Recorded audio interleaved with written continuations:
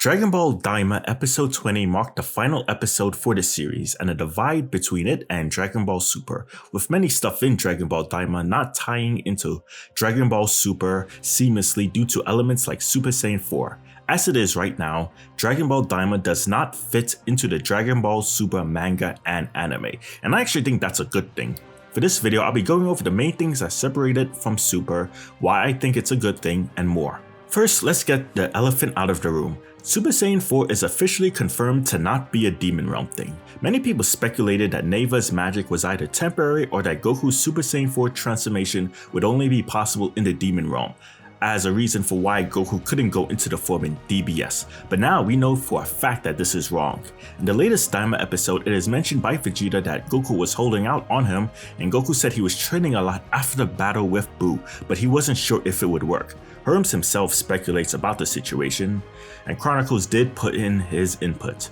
Whether you think Neva's ability simply broke his limits or not, the fact is that unless said otherwise, Goku can go into the form at will anytime, unlike Dragon Ball Super or the Dragon Ball GT version of Goku, who originally needed a tail, the full mood, and control over the Golden Great Ape to achieve the Super Saiyan 4 form, or like Vegeta who needed the Blitz waves. This is a version of Goku that attained the ultimate form all on his own and pretty much mastered it. And it's a very good thing because there's no stupid restriction like with Ultra Instinct where he can't use the form in the Broly movie or in the early Moro arc. You have a Goku that attained the ultimate Saiyan transformation in his own continuity, and super fanboys want to take it away. They want to take away all of Goku's hard work and effort and have it just be thrown in the trash bin, all because it makes more sense, quotations. Well, guess what? In this continuity, Goku can and will use Super Saiyan 4 at will to take on a tough enemy. And then there's the whole Potara fusion thing.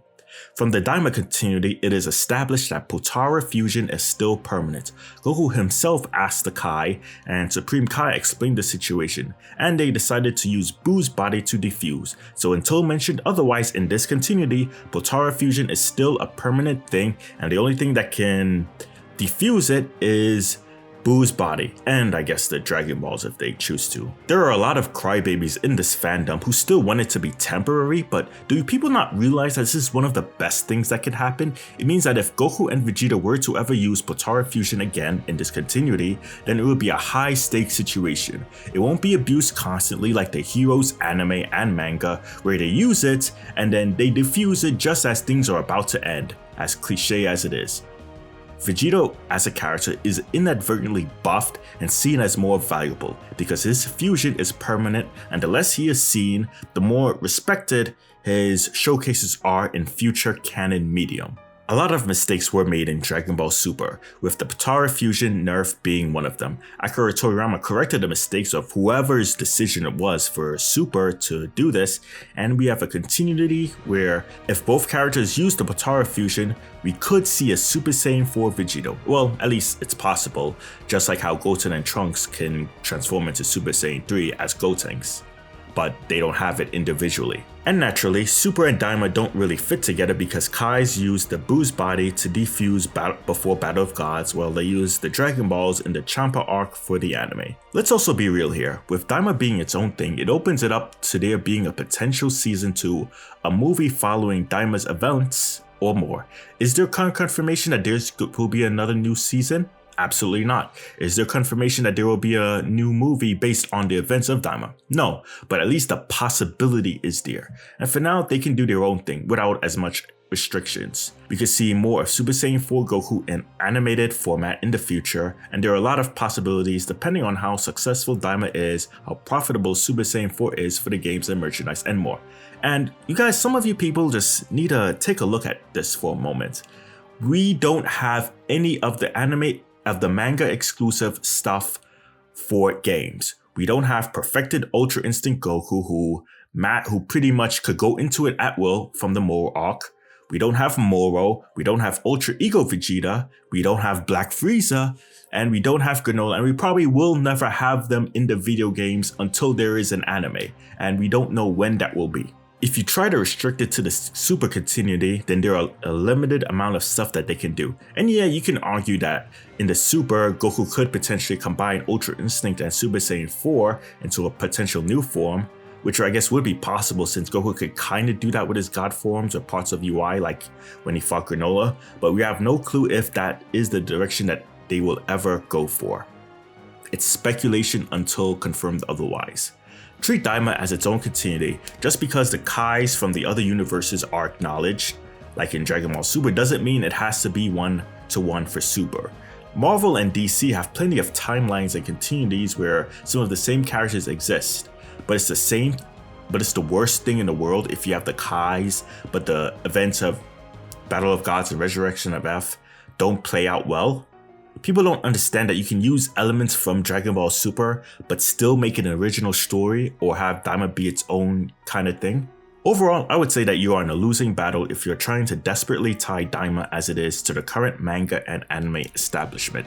From the fact that Goku has no transformation beyond Super Saiyan 3 before Super Saiyan God in Dragon Ball Super, to Vegeta actively using Ultra Vegeta 1 against Tamagami 2 and King Goma in Daima, to Potara Fusion retcon, to the Kais being separated at the start of Daima, as well as more lore changes.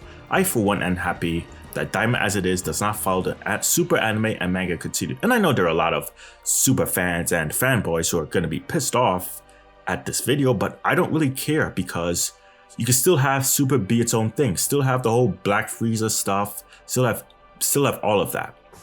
Daima doing its own thing doesn't take away from that. Overall, let me know what you think.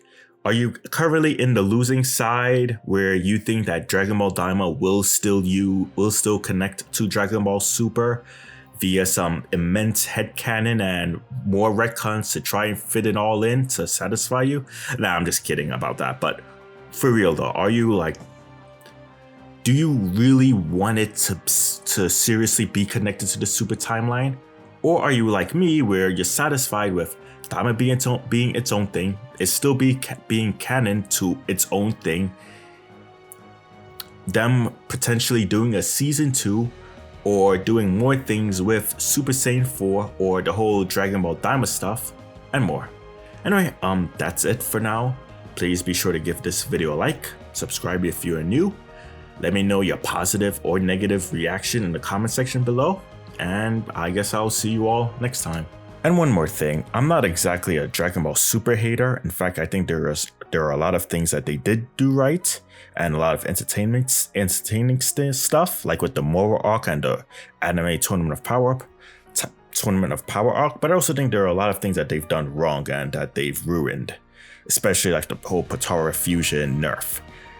But obviously there is like a lot of people in the fandom who I think sometimes defend Dragon Ball Super to the point where they kind of like ignore some of the big mistakes, even the bigger ones that I listed in this video. So for me, if they were to tie in Dragon Ball Daima to Dragon Ball Super or do an entire new arc in the Dragon Ball Super manga that covered Daima in some way, or at least implemented Super Saiyan 4, I wouldn't really mind. But in my opinion, I just feel that as it is now, you can't connect Dragon Ball Daima to Dragon Ball Super unless you're like trying to ignore like everything that's been established in the anime and manga and ignore it and just say, you know what, this happened. I don't know, it feels like a lot of people are just against the idea of new continuities. They think that it's a problem when in fact it's probably better for it to be a new continuity so that we have more flexibility to do stuff within that new continuity, because